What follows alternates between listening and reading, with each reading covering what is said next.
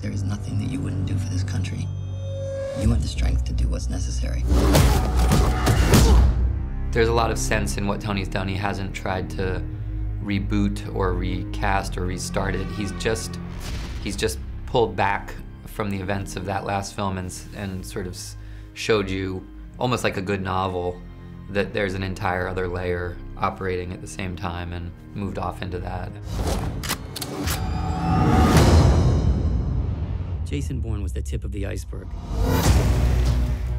Lots of pressures. I mean, the bar is really high. I mean, the three films are beloved, and it was, you know, with all the attendant noise about Matt not coming back and not having Jason Bourne, so we knew what we were getting into. And once I did the story, I thought, oh boy, this is really good. I've been looking for something to do that's like this. We have never seen evaluations like this.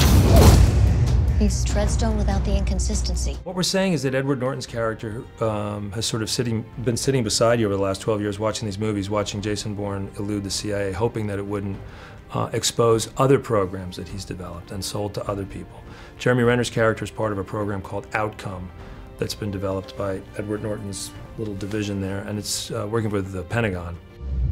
Jason Bourne is in Manhattan. Confirmed. What? That's all I have. Gotta go. As Jason Bourne goes public, as it becomes a public story, it becomes increasingly threatening to expose Edward Norton's sort of kingdom there. And the one program that really touches up against that and would be vulnerable is the one that Jeremy's in, and that program has to be wiped out. You're asking me to wipe the most valuable assets we've ever put in the field. You start to consider the magnitude of what we're facing if this moves sideways on us. You need what?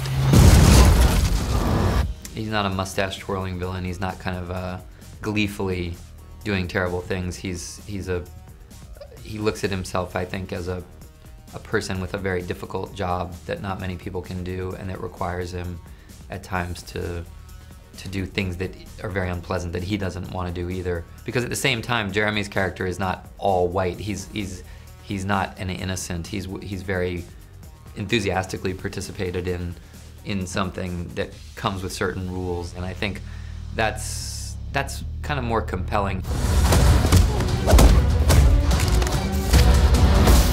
I mean, there's the Mission Impossible and Bond-type spy thrillers, which are essentially escapist fantasy, but I think if you take the genre of the Bourne films and do what Tony's done, which is make them feel like they're really pulled from the pages, or maybe they're a peek behind the curtain of things we know are happening right now, it gives them a special sort of an intrigue. So while being fun, you also sort of say, huh, this stuff is maybe cause for concern, you know? The attraction of the Bourne films is that they feel incredibly real. There's a human dimension to them at the core of them. There's a real, an emotional life that was in the previous three. So it's real people in very extraordinary circumstances, under great threat, in some really amazing places.